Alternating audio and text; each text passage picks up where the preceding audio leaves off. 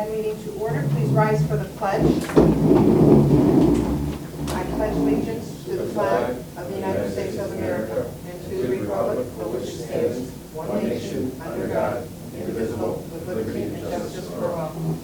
Is Kelly calling the roll? Yes. Kelly, please call the roll. I'm here.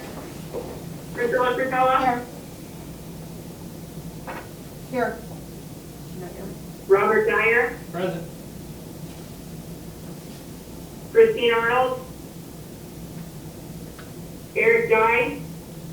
Here. Ben Catanzaro? Yep. Roxanne Valancourt?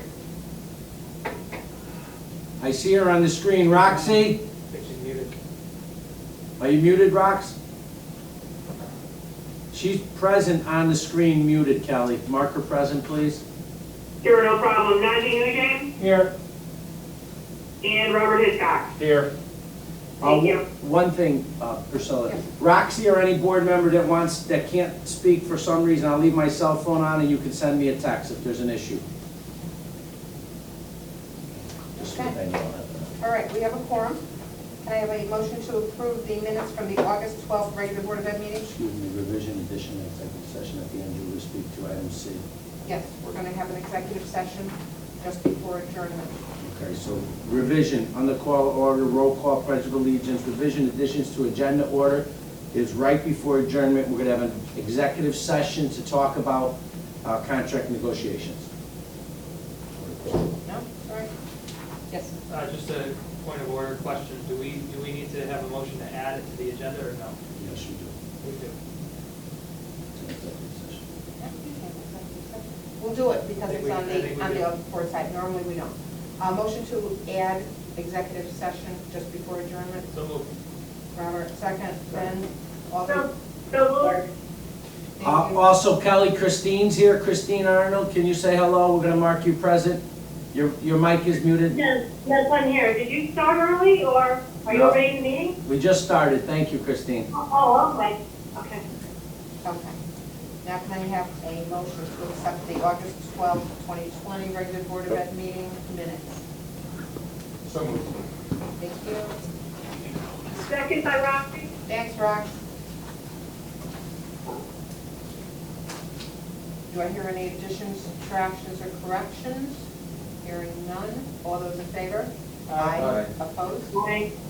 Okay. The town officials, are there anyone on? No? Public comments, there's no one here? No, but I Okay. have one question Yes. that was submitted, I'd like to read it. It's from Tim Beringer. He lives in the town of Prospect. The question was directed to me on September 3rd. Mr. Yaman stated on NPR that the state should not have given people an option because of anxieties or because of nervousness. Considering we're in a pandemic, is this the official stance of the board? He goes on to say that Mr. Yaman connected 10% of families, costing the district about $15,000 remote learning. He also made reference to special ed, and he also asked if Mr. Yaman has the right to free speech, but as a superintendent, he should remain neutral, and is this the position of the board? I was interviewed, and I'd like to answer this, I was interviewed by NPR last week. Very rarely do I make public statements or comments, however, I was happy to speak to this. His question to me was, how do you feel about the requirement for people to come or not come? I said, my personal opinion, this is my personal opinion, not the opinion of the Board of Ed. I think after reading the American Association of Pediatrics and about the loss kids are having by not socializing, not in school, my position is all students should return. They should not have been given the option to opt out. We should have came in as all schools districts in the state of Connecticut, and I stand by that position. I did not speak for the Board of Ed, and I think my estimate of what it costs to be remote is low. I think it's going to cost something in the area of $24,000 to $25,000 that we are not being reimbursed for the opt-out students, so I do have a personal opinion on that. And I also believe that kids need to be with other kids. So I thought that all students should return to school. So that's my position, it is not the board's position. I don't know if you guys would like to speak to that, you're welcome to it. Any comments from the board members? Okay, That was the only question. all right. Correspondence. We have our letters from the superintendent, and we have the letters that went to both town clerks for the revised 2021 board meetings. You should also have 5 letters. I sent 1 letter a day for the last 5 days, including today. And And we have 3. So I'll pick up my I other have it two. folded to me, I apologize. So those letters went out too. We even sent one today. We did one letter a week for the first week of school, and now we're doing one on Wednesday unless I have to send something out. All right. Treasurer's report. Tonight's the balance of the general fund as of today is $3,437,081.30. Tonight's invoices total $1,227,493.57. General fund $1,227,493.57. Federal and state grants, 0. Adult ed, other grants, athletic fund, 0. Capital, non-recurrent budget, 0. Thank you. Okay, student representative. Do we have Emma or Gavin? Gavin is on the line. Jam, are you, student reps? Gavin, are you on? I am. Is there a report tonight, or you just want to say hello to everyone? I have one. Wonderful. Would you like to read it? Okay. From the Fine Arts Department, the Fine Arts Department is excited for the new 2020-2021 school year. We are pleased to be able to have in-person contact in addition to remote contact with our students. And as a friendly reminder, the graphic design class is always looking for real-world design experiences. If you need any posters, pamphlets, logos, or business cards, please reach out to Mr. Mizuraka and his students will design them for you. Did you get that? Yes, we Yes, did. thank you. Nice job, too. Gavin, can you email that to us? Okay. And one other thing, since you're on the phone, some of the board members were asking about lunch with the tent and the calf. Can you just share how you feel about it? I think it might be helpful for the community to hear about lunches. And I know you only had it 2 days so far. I only had one day so Oh, you're far. hybrid, I'm sorry. It's okay. But from the experience, it seems like a lot of people really like utilizing the outside, and the cafeteria is practically empty, I found. But it's well socially distanced and all that. So you feel comfortable and safe, and you think we're practicing social distancing? I do. Wonderful. Thank you. Does anyone have another question for, I mean, he's on the phone, if you guys want to ask Gavin, if you don't mind, Gavin, if there's something you're curious about, you would know better than I do. I guess I'll ask, what's the general feeling of the students in general about being back in school, and happy or not, and so forth? Gavin, what's the feeling so far? Can you hear us? I can, but I have a dog that wants to bark. That's okay. But no, I agreed with what you said in the beginning about for returning. I would look more forward to that because with the remote learning, it is difficult, especially when you see the teachers paying more attention to the students which are in front of them than the people that are virtual, which makes sense, but it's hard. No, I appreciate your honesty. We all know it's difficult. Thank you, Gavin. I appreciate you being on. Robert Dwyer has a question for you. Yeah, hi Gavin, how are you? I just wanted to know, so with the hybrid, have you had a remote learning day yet yourself as well as an in-person day? I've had so far 3 of those days. And what's your feeling on the hybrid learning versus the in-person learning? Is it a struggle to get on and get going? Are you able to do what you need to do? Do you think that the class time is sufficient and you're not being bogged down by trying to get everybody organized? One moment, please. Sure. The dog. The dog. We get it, Gavin. So, in regards to that, I would say that it does take like 10 minutes for the teacher to get everyone on, take attendance and all of that. But it's difficult for everyone. Do you feel your experience is roughly the same or in person as well as remote? Or do you think you lose a little bit on the remote side? I think you lose a little bit on the remote side, especially when the teacher wants you to have Google Meet up in addition to other tabs. Some Chromebooks, I know like mine does always, It's okay, Gavin, don't worry about the dog, we get it. Yeah, you're okay. The Chromebook doesn't always load all the tabs that you need. Like, I found myself doing extra work just to try to catch up after the class has already ended because of how slow my Chromebook's functioning. Yeah, I'm sure. Thank I mean, you, listen, that's good feedback. I don't think anybody can argue in person is so much better and so Oh, yeah. much more important, and that goes to my statement previously. And that's my personal statement again. Thank you, Gavin. Thank you. It's great to have you and Emma on when you can as well. Thank you, so. Okay. That works out very well. Okay, exemplary people. I just wanted to recognize our 4 reopening committee chairs, Kurt Ogren, Michelle Rayner, Dana Mulligan, Shelley and Tony shared one of the departments. They did a great job with the reopening. We sent them some gifts. And James Amato and Deb Flaherty, they ran a 2-week personal learning session for our teachers to prepare us for the synchronized learning and the remote learning, and that was awesome. So I think it really got us prepared for opening school, so I really just wanted to recognize them tonight. I have to say, I appreciated in, I think it was your day 3, you gave us a quote from Ben Franklin, and it says, "Well done is better than well said." And that is so very, very true. We make a plan, we say a lot of things, but here we are in our 2nd week, and we are doing remarkably well. Nothing's perfect, but we're doing remarkably well, so thank you. Okay, report to superintendent. I emailed this report out earlier, but I'll summarize it if it's okay.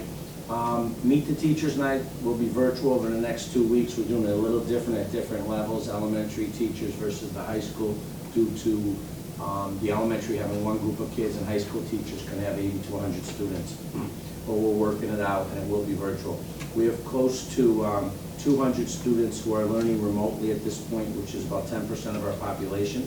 I sent a community update daily last week, and we'll send one out weekly on Wednesdays from this point forward. Of course, if something happens, I need to send something out early, sooner I will. We will be opening our schools to Park and Rec only on September 28th, so the kids can use our schools. But they're in our schools anyway, so we think it's reasonable, and we want our kids in the community to have something to do. However, it will just be for students and coaches. Parents and fans will not be able to attend the school when Park and Rec is using it. And the rec must also have staff to monitor the hallways and the doors and exits. Michael, can I stop you there? for a Sure. moment? Just a quick question. So, I'm not familiar with how Park and Rec's relationship with Region 16 goes. Same as Beacon Falls as well. Are there considerations for additional cleaning and things like Yes, that? Are they covering the cost of that? Yeah, they sent us a plan. We don't charge our Park and Recs in each town, similar to Beacon Falls, because we kind of use Penn Field for our soccer team. Sure. And then they let us use their things in Prospect as well, so we could send no expenses. Mutual agreement. Mutual, but they each have a cleaning and a protocol plan that I approved before I rented the 28th. Thank you. Great question.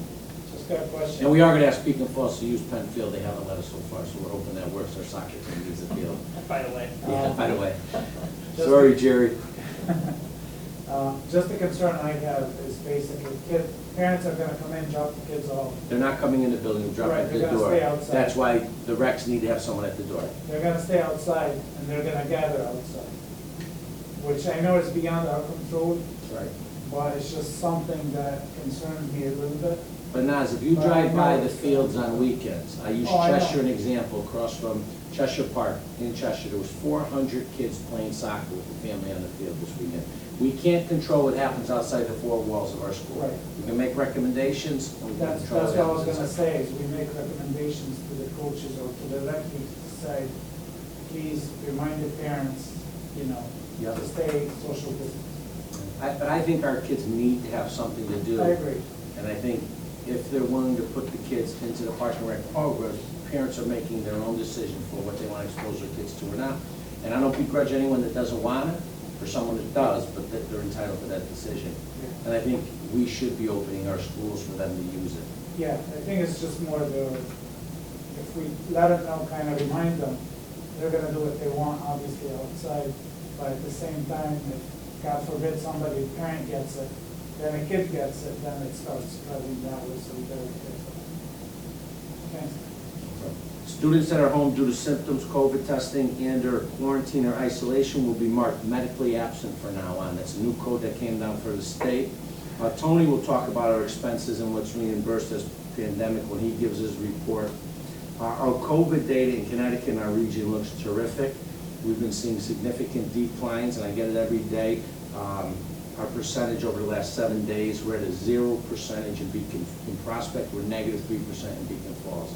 I'm very hopeful that October 5th, maybe we could start bringing our students in at full capacity, but I'll wait for DPH and the Connecticut State Department to make that recommendation, yes. So when you say bring the students in at full capacity, are we talking about hybrid-only students or distance learning cohort? What I'm talking about, hybrid students to bring them to level 1 of our plan, which is every child comes to So school. the people who chose distance learning, temporary distance learning. I don't think I have leverage on that. I think the state decides whether we can They're stop allowed. doing it. I'm talking about, in our plan, we have the 3 levels, all students in hybrid and all students out. I think if our data continues, by October 5th, we would like to move to level 1, which is all students in. The only issue we'd have to talk about is class sizes at the high school. Everything else, I think we can manage. So do you think if we do push for that, and do you think there's another subset of the population that would opt for full distance learning in that scenario instead of coming back full time? Don't know, Would that be- Robert. Yeah. I think if kids have been safe for the first month and parents feel comfortable, I'd be very surprised if a parent now pulls back. But, you know, our plan and the state's recommendation was based on what your data says. And if you look at our data, I actually printed it for everybody. It's in the other room, I didn't make a copy. I'll show the report I get every day. Our data is excellent right now. However, I don't want to rush things. Let's take the month of October and see what happens. And I think that's what was recommended. I agree, we're looking just at the COVID numbers and the potential for things going south or things getting better. But as we get into October, November, December, we're looking at traditional flu, we're looking at the tail end of allergies, we're going to be looking at a lot of shared symptoms. So there may be false positives that are going to affect that October 5th number. Well, I don't think the false positives will affect our COVID numbers, Ben, respectfully, because you have to get tested. However, what will happen is what's happening now. We probably have 20 kids in the region who were sent home with symptoms that are now already coming back, but it could be a sneeze. We had a staff member that had a pretty serious cough last week, came to our office, so we said, you gotta go home, go get tested, they got tested, they were fine, it was just a cough. So symptoms are always gonna be symptoms, and you're gonna see an increase in symptoms come October and November. I mean, flu season, that doesn't mean your COVID numbers will increase. I mean, listen, I don't know. We're gonna go a month at a time. As we said when we started this, we're gonna look at it 2 to 4 weeks and we'll make a decision after 4 weeks. We don't know what we don't know, so. Correct. We'll see. Thank you. Students that are absent for remote learning, the state gave us a new code for that as well. It's ADL. So we're doing new reports, increased reports, and increased tracking. Protocols for students and staff that exhibit symptoms is attached. I sent you, there's one more change. This will go up to parents tomorrow in the community. I have to thank the nurses and more at Chesper-Cott. We've been working on this for about a week. I think we finally have a document that's consistent with Connecticut State Department of Ed and the Department of Public Health, and we're gonna send that out. I put it in a PDF tonight, and it'll go out tomorrow, so parents know what we're asking, such as if a student comes in without symptoms but was exposed to someone with COVID, what the steps are and what we're doing, so at least the community will know why we're doing what we're doing. September 28th will be a professional learning day and a collab day. Schools will create their own collab. That's what we've done over the years. Our professional learning, the full days are district-wide, the collab days are school-based. PDAC is also going to be looking at modifying our T-eval for this year. We don't think it's fair that we're going to ask teachers to be evaluated on student data knowing that they have 50% of their class and they're only in person 3 days a week. I don't think it's a valid indicator of their performance, so we're going to modify that. We did anticipate to approve the UPSU contract, but as Priscilla said, we're going to an executive session tonight to talk about that. Also, one last thing is we are moving forward with picture day at the schools. We have a nice plan in place, and we have kids take pictures with social distancing in separate parts of the schools. That's my report. It's a lot of information, but I think you've been receiving a lot of information from me over time. So I don't know if there's any questions. I'm happy to ask any. If anyone has any concerns, suggestions. Yes, I've got a Bob? question on the enrollments. Yep. The homeschool kids, are they included in the percentage of the towns? Homeschool kids are not included because they're not in our school system. Opted out kids who are remote are included. Okay. Does that help? Yeah, I just wanted to We, double check. I'm sorry, in that document that you sent us, I couldn't, maybe I missed it, but is there numbers in there of how many kids actually chose traditional homeschooling and actually withdrew? I think there is one. I think I added that in Okay, there. Yeah, thank the you. whole school Yeah, numbers you've are got a here. new column, there's 21. Hold on, I added that column, Robert, in 21. anticipation. Oh, why don't I have? I'm just curious how many opted. No, I added the column. I know. 21 added, which I was very surprised, but I didn't have an opinion on it, because I would have preferred they just put them into remote learning rather than homeschooling. Yeah, No, What there I- is a difference. Well, there's a big difference. so Yeah, so- we're responsible for the cost. Correct. Well, And the no, education. well, yes, but, listen, I may have my personal opinion, and I express that. However, I also feel regardless of the cost, I prefer a parent who's nervous put that child into remote learning, because I think we're better equipped to educate that child. No disrespect to any families. However, I can't challenge that. So we do have 21 families that went to remote learning. What I think is significant is our enrollment is down though. And it continues to decrease, which I think in the next 2 years is gonna raise some concerns. Me and Tony are actually looking at some suggestions that we may be bringing to this board at the end of the year. So it's not something we're not gonna be proactive with. But since I've been here, the numbers have decreased 20%, I would guess. And your enrollment has shifted from towns almost 10%. So there are some concerns about enrollment. It's way down, I think, over 500 students in 6-7 years. Not 5 and 7, I've been here 7, believe it or not. I'm gonna say, I'm gonna say it's 275. I've been here 5 years already now. So when I got on the board, so I don't know, my board won't. Yeah, but I will say, and I keep saying this, I wanna say 10 years ago, 10 to 12 years ago, because I looked at this a couple of years ago, Laurel Ledge enrollment, which is 259 now, was doubled. Wow. Over 500. 500. So that's a concern, so it's 50% there. Well, that's the enrollment piece we were gonna talk about. Also, I do wanna thank the teachers. We did sign an MOA on one item, which is that they picked up wraparound services for us, but on Wednesdays, they can teach from home. And I think it was a great agreement, and I can't appreciate the teachers and the union leaders for that. So that's really my update. I know people have been getting it on a regular basis. Okay, action items. Accept Laurel Ledge Elementary School psychologist Calla Summons letter of resignation. So moved. Second. Discussion? All those in favor? Aye. Opposed? Okay, motion carries. Act to hire new certified staff for the 2021 year. And it would be Danielle Miller for school psychologist at 58,229.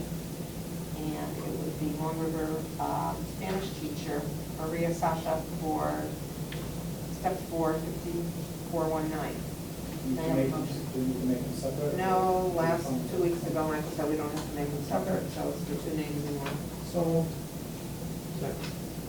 Discussion? All those in favor? aye. Okay, motion passes. Can I ask a question? Yeah. I know there's some board members online. Is there any board members that have questions for me? I apologize. I think sometimes it's just like Gavin talked about. We pay attention to what's here. Are there any board members that have questions for me after my update? Roxy, Christine, Eric? No. I'm good, thanks, Michael. Thank you, and I apologize for that. I'm good, fine. Thank you, I apologize for that oversight. Okay, Tony, you're up for director's. Robert, we do just like the teachers. We forget the right one. Thank you. It's tough. So I'm happy to report that the 3 new hires that joined us last month are acclimating well to their positions. That includes our staff accountant Lisa Jones, our payroll coordinator Sarah Schaus, and our director of facilities Mark Carino. Anthem has issued us an additional rebate check of approximately $8,000, which was for prescription coverage in April. That will be split up between employees and Region 16's medical accounts to offset some of our medical coverage for this year. Our workers' compensation policy has been audited. That's complete now. Looks like we're going to receive a refund of approximately $12,000, which will be issued as a credit to the upcoming or the current year's policy. CSDE has allocated approximately $260,000 to Region 16 for the Coronavirus Relief Fund, which will cover PPE and, if needed, transportation-related expenses. Unlike the ESSER funds that were talked about in the past, these will not be issued as a lump sum payment. We'll have to apply for them as needed from the state and provide proofs of the expenses. I've also begun work on applying for the FEMA grant funds to cover anything that the coronavirus relief fund is not going to cover. Unfortunately, I can't submit that application until right around October 31st, so we're in a holding pattern on that at the moment, but I am moving forward with it. Tony, can I jump in on that? Tony, can I jump into that? What that means is, if we're $1.4 million in the COVID expenses, or $1.2 million, we know we have the 260, we're still behind $1 million plus. We're hoping that when we submit October 31, the FEMA grant will cover the difference. We're confident it will, but if it doesn't, I want the board to know where we are with the expenses. Is that correct, Tom? Absolutely. I'm going to sum up where we are with the expenses as soon as I get through the director's Thank you, report. Tony. We'll talk about that a little bit more. Yeah. First stage of VFS reporting was completed on August 31st. We are working with the auditors to get the second piece done, which is due on December 31st. And we have a spreadsheet that was presented to the board at last month's board meeting. It talks about some ideas on how to handle end-of-year surplus for 2019-20. If you look at option 1B, that is the recommendation from Michael and I on how to move forward. That includes rolling $200,000 into medical insurance for which would cover about half of July's payment. The rationale behind that is we have teachers who completed their contract in June, but we still have a liability to their health insurance in July and August. So from an accounting standpoint, accrued liability is the better way to define it than prepaying July's medical bills. So that's how I'm going to word that going forward. We're recommending $186,692 be transferred into capital non-recurring. And where that number comes from is that is the number that was built into the 2020-2021 budget to cover the Long River Middle School HVAC upgrades. So if we move that money into capital non-recurring, we can actually cover those upgrades from that and potentially have $186,000 to cover any COVID expenses that aren't covered by FEMA, ESSER, and the Coronavirus Relief Fund. The final piece of that is in 2019-20, we had about a $50,000 loss in food services because of the closure. And we're recommending that we take that $49,591.99 from the ESSER funds, which we applied for earlier and have been approved for, to cover those losses, which would leave us about $25,000 in the ESSER fund money. So that's what the superintendent and I are recommending, but I'm ultimately up to the board and open to have a discussion about it if you feel that there's need. Just one thing, I kind of want to wait till we find out if we're approved for the FEMA money in October and our audit, but we may have to do it by November. So I wanted this out there. This is the second time you've seen it. You know, my belief system since I've been here from day one is to be proactive with our finances so we know where we are and we try to, you know, do the best we can. And Tony does a great job with it. I'm so appreciative. Although he's new in the position, I think he really shines with putting it for clarity. So that's kind of where we are. We can talk about it, you can take it home and digest it. I think we'll talk about it at our next meeting as well. Tony, do you think that's the best approach? We still have another month or so to make a decision on this? Yeah, I would say so that we can lock down what we need to do with the FEMA funds. We should make a decision, at least a verbal decision in October, so that I know what I'm applying for in FEMA funds because we can't overlap. Thank you. Tony, I just have a couple of questions if this is a good time. Yeah. But first, The health insurance audit of the staff, how's that going? Any update on that? that is completed, Nancy. We had 3 staff members who were found to either be ineligible or coming up on ineligible. The one that was definitely ineligible has been removed, and the 2 other ones were not renewing in that fashion as part of open enrollment, so they were set to drop off anyway. So it was one step. Good question. Correct. And just a quick update, and if you don't have all of the information, you can email it to us. But basically, just an update on facilities. I know the Mark is not here, but basically the HVAC project at Long River any issues that came up at the schools as they've been reopened now for a week or a week and a half, that you're aware of anyway? We did have a leaky piece of the roof. The roofers came out and took care of that. Other than that, I know Mark was going through a final punch list with them just to tie up any loose ends, but for the most part, that project is complete. The only other issue we had a small leak at Laurel Ledge. We contracted to a local roofing company.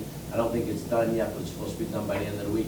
And we have an issue with our BMS system at the high school, how it's controlling the air conditioning and the heat, and we have the company that's responsible for that coming in. I think it's a part, so that's really the only big issues. And Mark, was a great question that started, and I'm really excited about, how successful he'll be here with our facilities. I think he has the knowledge we're looking for. Yeah, it's great. I think just to make sure that we're ready, I mean, before you know it, winter would be here, just to make sure we're ready from any emergencies or things like that. So,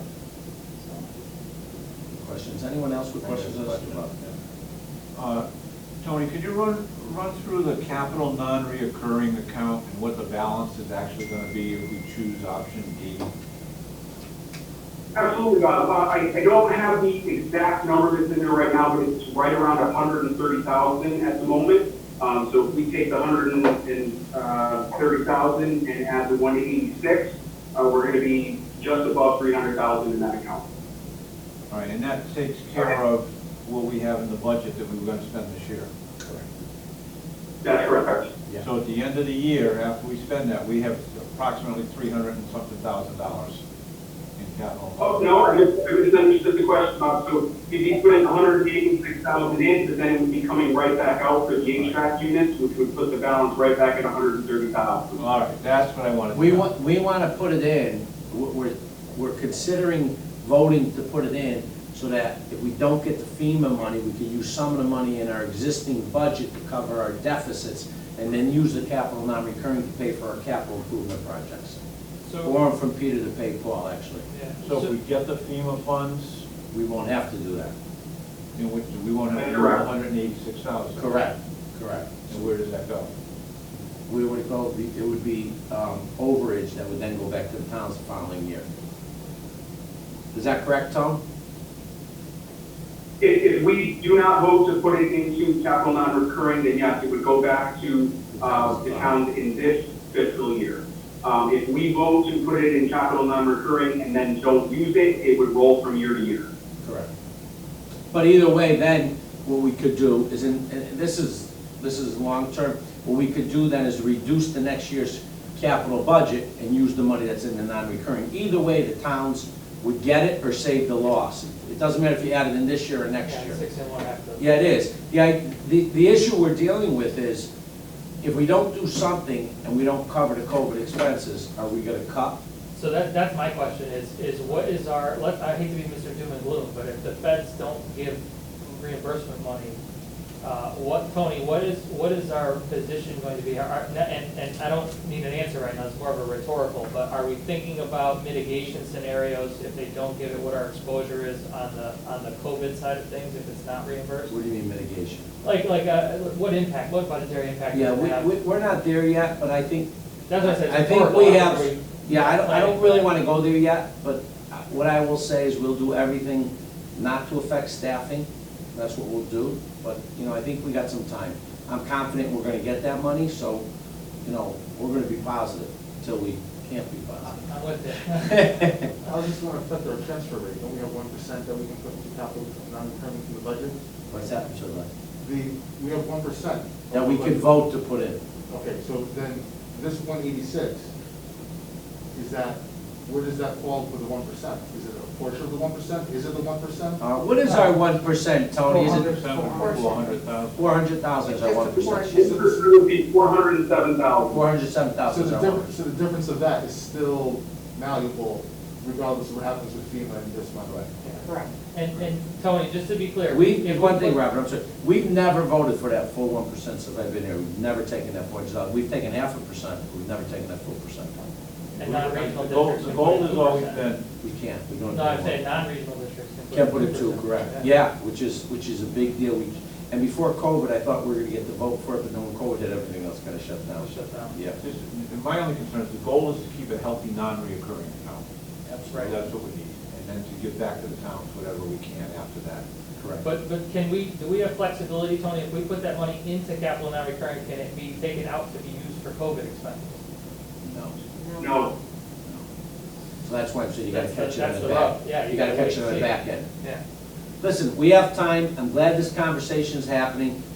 Tony and I wanted to be as transparent as possible. We gave you different scenarios. Everyone knows. I think we kicked the can down the road for a month. Yeah, well, I think you do, yeah. You gotta wait.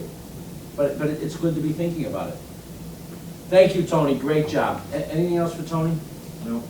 Great. Thank you. You had something, Tony? The spreadsheet, Tom?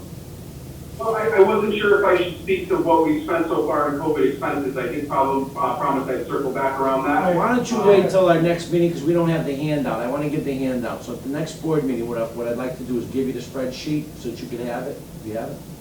No.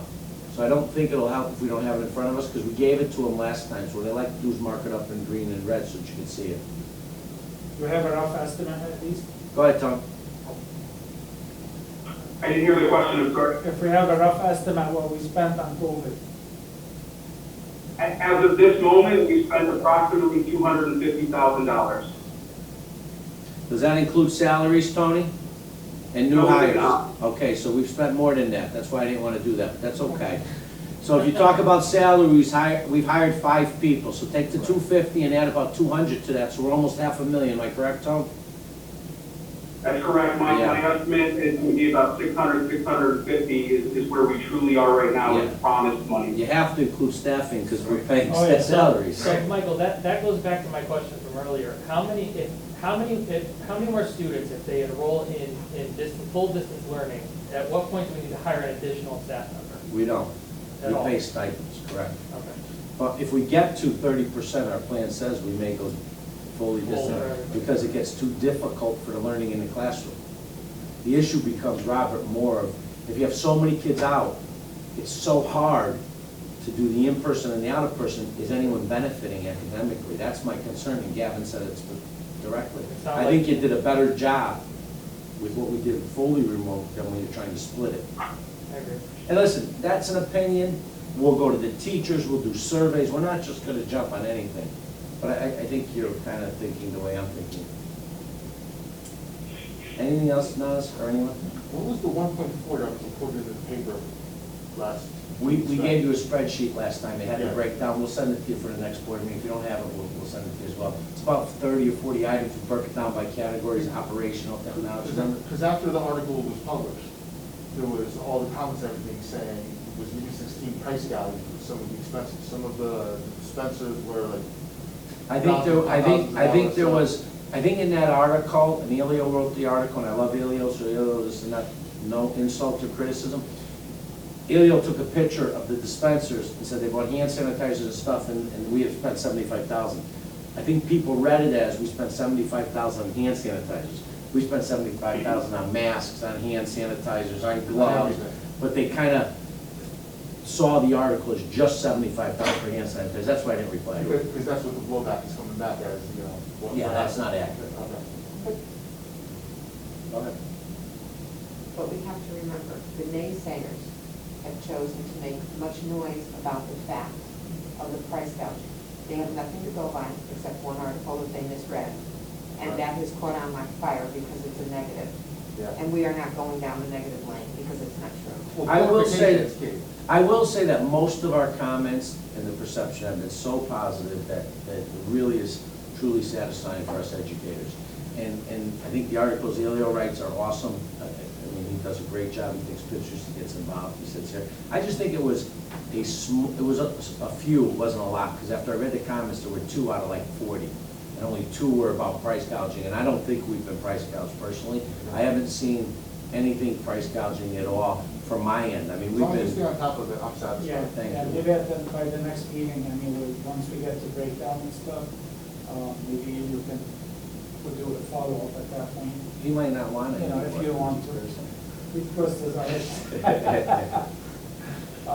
Yeah, just just to clarify any misunderstandings in the presentation. But listen, just for the record, and this is my personal opinion, you're the board, I go with your direction. We should not harp on the 0.3% Oh, I know. of the comments. We harp on the majority. And- I mean, And thank God people in this room keep me updated on Facebook and let me know what's going on, and we try to address it. But the majority has been more positive I agree. than there is 100%. negative. So I don't think we should reply to the two Yeah. unless it's a question, which I replied to, and that was an attack on me, and that's No, fine. I'm comfortable with that. Definitely kudos to everything that's been done, because comparison to other districts and what I'm seeing, as far as being prepared, as far as extra things, opening one leader, I think it's kudos to the whole staff, to everybody, because I think it's been great. Okay. Alrighty, old business. I have something I want to ask. It has come up a couple of times, I kind of pushed it for the first couple.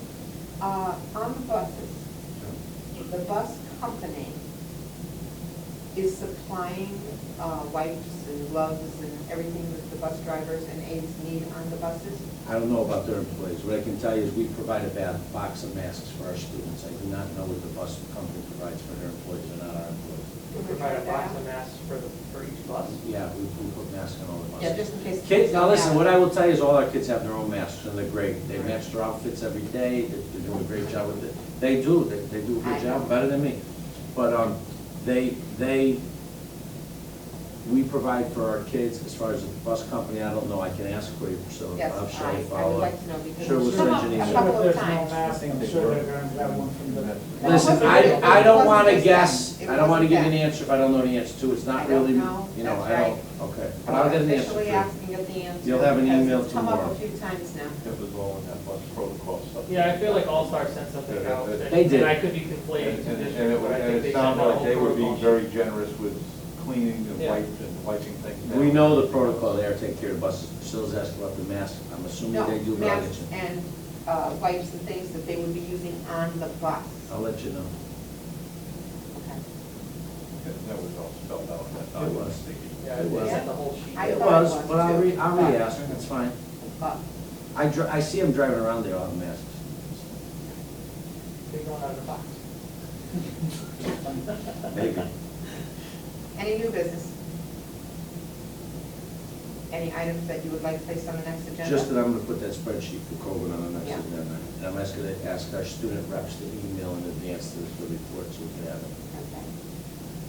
Coming attractions is in the folder. Love to see these guys. Yes, right, something. They're coming. Okay. And the committee reports. We're going to have executive session for personnel negotiations. Facilities, do we have anything?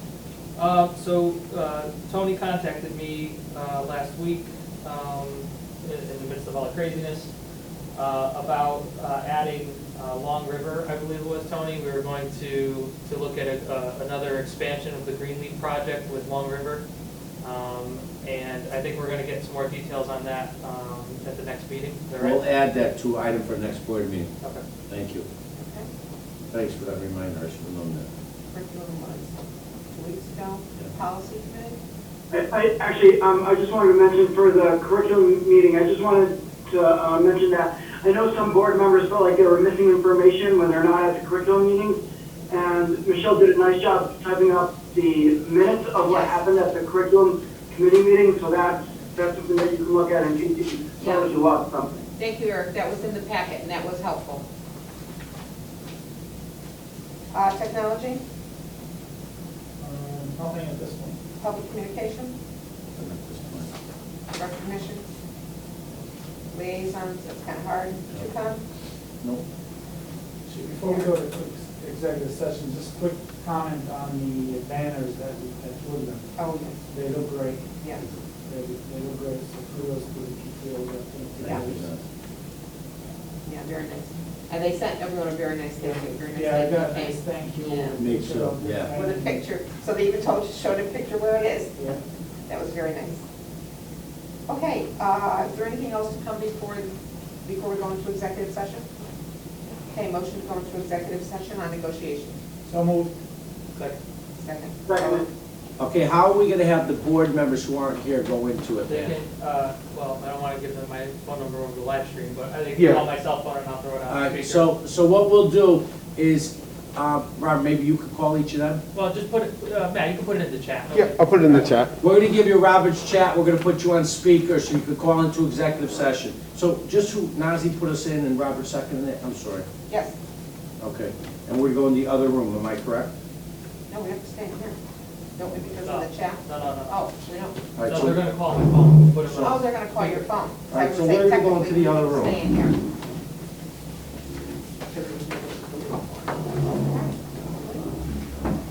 My administrators can sign off and I'll talk to you tomorrow, thank you. Good night. Good night, everybody. I'm just gonna pause this then. I'm not gonna end the stream. Good night, everybody. Night. Can I see that number again? I didn't get the whole thing. I have to call in. Yes.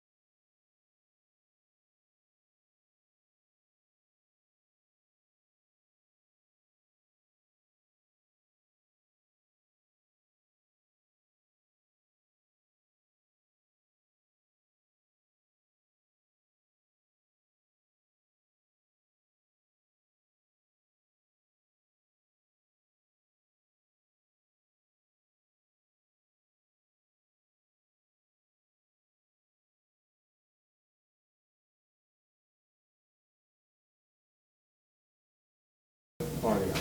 Okay, we have just come out of executive session, and we are going to go to action item number 3, act to approve the UPSU agreement. Rob? Move to table this item until the September 23rd meeting. The reason for tabling is we've recently received, just a couple of hours prior to the meeting, information regarding some of the language in the contract that needs to have further discussion. Okay, thank you. Second on that? Second.